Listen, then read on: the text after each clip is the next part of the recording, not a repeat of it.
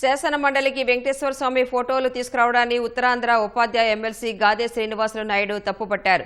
భక్తుల మనోభావాలు దెబ్బతీయడం సరికాదన్నారు. వైసీపీ సభ్యులు రోజు ఒకే అంశాన్ని పట్టుకుని సభ వాయిదాకు కారణమవుతున్నారని ఆక్షేపించారు. ఎప్పుడైనా సరే బడ్జెట్ సమావేశాలు జరిగేటప్పుడు ఆ సమావేశాల సమయం సరిపోలేదు మాకు చర్చించడానికి, ఇంకా సమయం పెంచండి అని సభ్యులు, ప్రతిపక్ష సభ్యులు కానీ అందరూ కూడా కోరుకోవాలి ప్రభుత్వాన్ని. కానీ ఇక్కడ ఇచ్చిన సమయాన్ని ఉపయోగించుకోకుండా ఒకే అంశాన్ని పట్టుకొని మరి సభని మంగళవారం, బుధవారం, లక్షవారం, శుక్రవారం 4 రోజులు కూడా వాయిదా దిశగా మరి తీసుకుని వెళ్తున్నారు.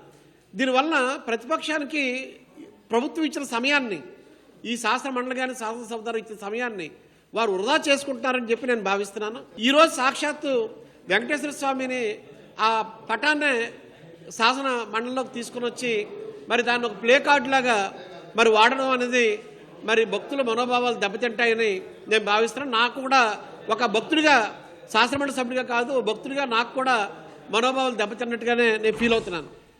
ఏదైతే ఆ పటం ఉందో జోళ్ళు వేసుకొని ఆ పటాన్ని ప్రతిబింబ చేయడం, వాయిదా పడిన వెంటనే ఆ పటాన్ని విసిరేయడం అనేది కరెక్ట్ కాదు.